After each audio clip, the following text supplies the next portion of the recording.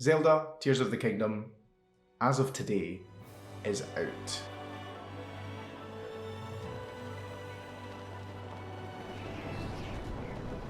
Also, notice Link's arm.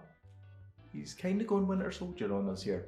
But aside from the 6-year wait since Breath of the Wild, the Zelda franchise has produced some incredible, memorable, timeless, and some really interesting logo designs for their entire franchise.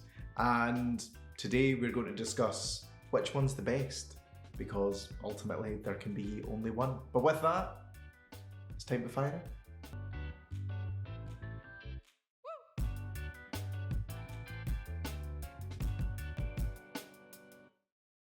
I've been a big fan of the Zelda games for a good few years now, and I think one of the best decisions for them to make was taking that step into the open world realm of games when they produced Breath of the Wild, and now Tears of the Kingdom. I think it was genuinely the best step they could have taken, and it delighted a lot of fans, including myself. Along with the design decisions that they've made along the way, going from some 3D elements in the logos to illustrative, all the way up to now keeping the logo flat with some 3D and illustrative elements as well, still keeping the cohesiveness of the franchise as a whole. And speaking of cohesiveness, other franchises take notes. From immediately looking at the logos, Ocarina of Time, Majora's Mask, Phantom Hourglass, Spirit Tracks, and the new pair of logo designs all stand out to me.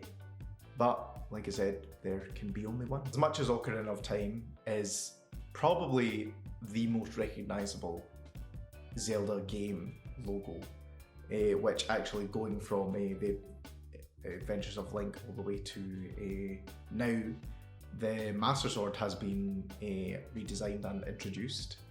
It was introduced in 1991 with the release of A Link to the Past, which was the third game in the Legend of Zelda series. Another very famous logo as well in the series was Majora's Mask, still keeping to the 3D style of the previous logo being Ocarina of Time. And these two logos look phenomenal.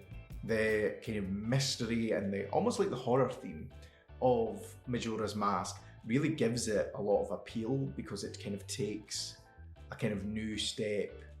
From here, I'm giving this age, going all the way from Oracle of Ages to Twilight Princess, the title, the Golden Axe age of the Zelda series. The really heavy use of illustrative elements as well as the colour changes as well on the logos really add to this kind of vintage atmosphere and retro feel of the logos, which honestly I'm a big fan of.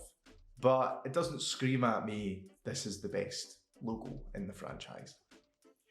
The next two favourites of mine, which were released for the Nintendo DS, are the Phantom Hourglass and Spirit Tracks, which, in all honesty, these logos look great. They look really great. They took a step into almost the pixel art realm of artworks and logo design, which they work, honestly, for the types of games that they were bringing out at the time. They work really, really well. And with the layout of the logos as well, it just works. They just work. Skyward Sword, A Link Between Worlds, and Triforce Heroes, I don't have a huge amount to comment on, except from they're part of the franchise. Now, Breath of the Wild is where there's a real big change in the way that the logo's designed, and mostly it's down to the type. The type itself has no border around it, it has no glow, no drop shadow, no offset path. It's purely flat typography, which I feel brings into the modern age of logo design and simplifying things down, which ultimately, apart from removing any form of border or drop shadow, the logo's not simplified itself. In fact, it's in terms of the amount of type, it's made itself more complex, with Breath of the Wild being one of the longer titles of the series.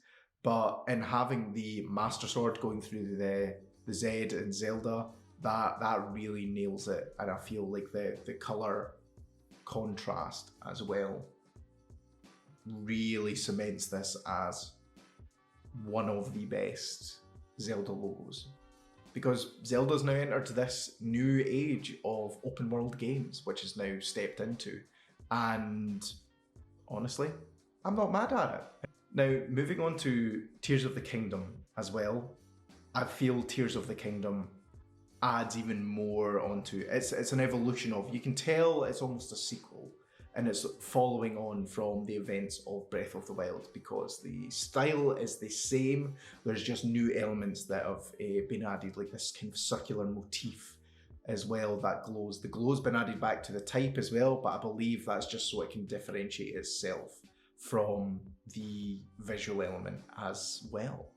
And looking at the Master Sword as well, the Master Sword looks a little bit different, doesn't it?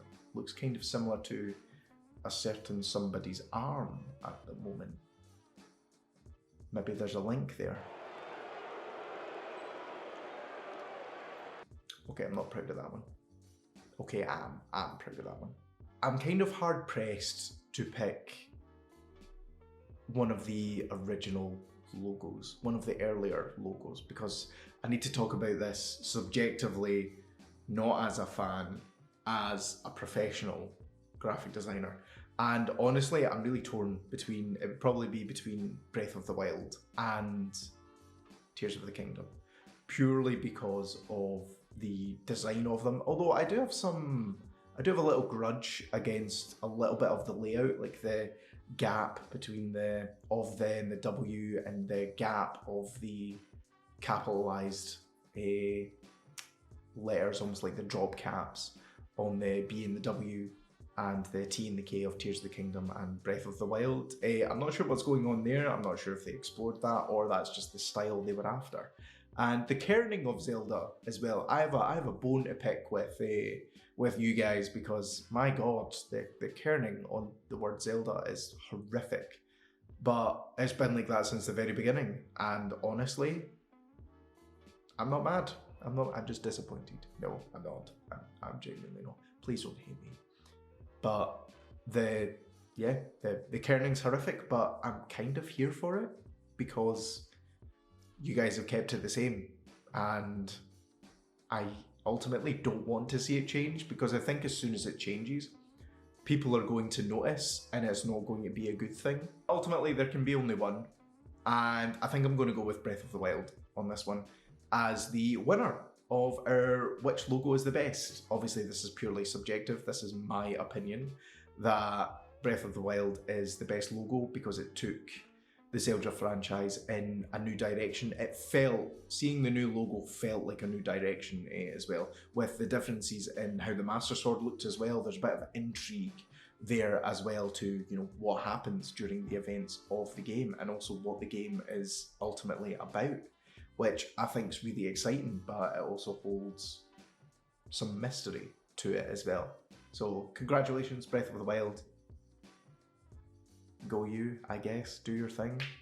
That's it, guys, that's been my opinion. Let me know in the comments which is your favourite logo in the Zelda series and why as well.